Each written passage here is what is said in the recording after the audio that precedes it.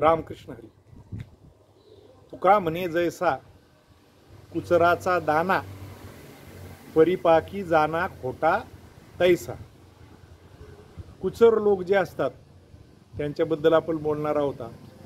वास्तविक पाहता कुचर हे काही माणसं नसतात, हे दाणे असतात. कुचर जे कडधान्य असतात ज्याचे आपण डाळी बनवतात, म्हणजे हरभरा असेल, तूर असेल, उडीद, मूग वगैरे, त्याच्यामध्ये एखादा दाणा असा असतो की तो जात्यामध्ये घातला तर भरडला जात नाही, शिजवायला घातला तर शिजत नाही, म्हणजे परिपाकी जाना खोटा तैसा, शिजत नाही.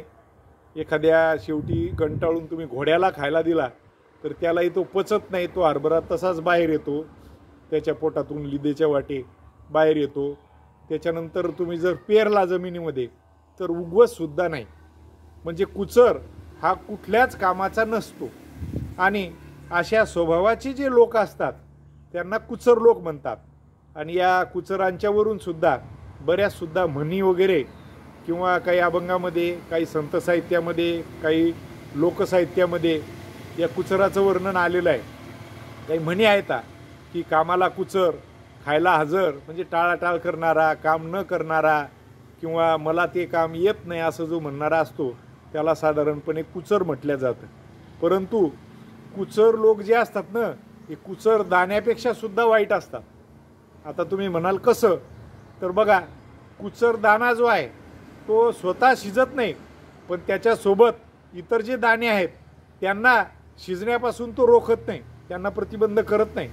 किंवा जमिनीमध्ये पेरला तर तो कुचर दाणा स्वतः उगवत नाही, परंतु इतर दाण्यांना उगवण्यापासून त्या ठिकाणी प्रतिबंध करत नाही. परंतु त्याच्या विरुद्ध हे जे कुचर लोक असतात हे स्वतःही काम करत नाहीत आणि दुसऱ्यालाही करू देत नाहीत.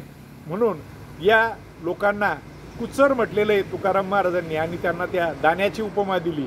आणि म्हणून तुकोबाराय म्हणतात की तुका म्हणे जैसा कुचराचा दाना, परिपाकी जाना खोटा तैसा. रामकृष्ण हरी.